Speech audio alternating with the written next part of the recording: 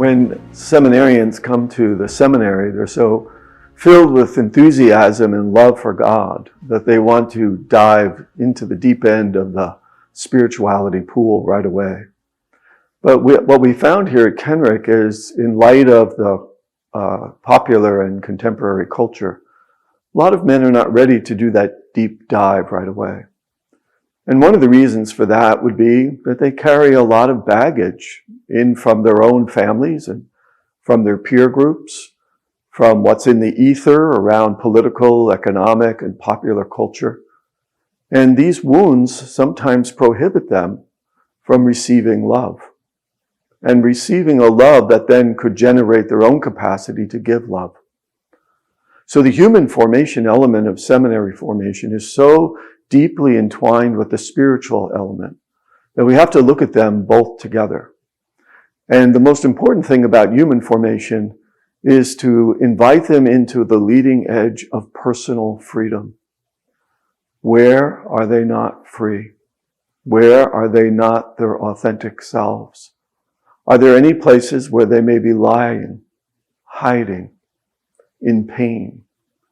And because of this, we have to entice them through an environment of trust and competency and prayer to begin to reveal themselves not only to the formators, but to the Trinity, and to reveal all of the wounds that might be indicative of how they were raised or the influences that they underwent in culture, and to reveal these wounds to the Trinity in a very gentle, but also authentic and regular way. To not hide, to not be men who are afraid to know themselves, and therefore to begin to possess themselves in truth.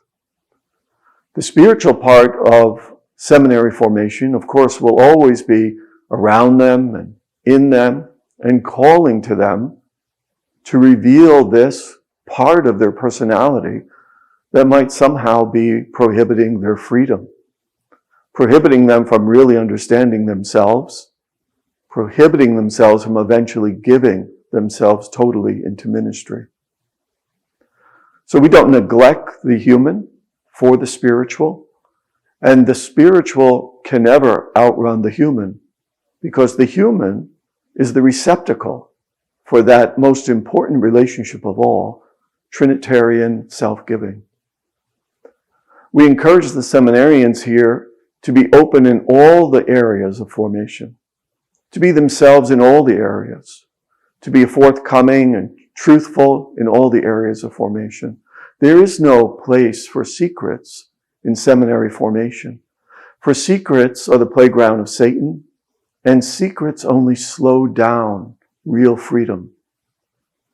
The goal of the church in setting up seminaries was to gift the church with men who think of someone other than themselves. First God, and then the needs of their people in the parish.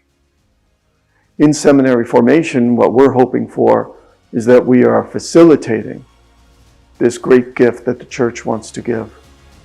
And we ask the men who come here to be brave, to be courageous, to go in, and in going in, to not only meet their real selves, but to give their real self over to the Trinity, who unconditionally loves them.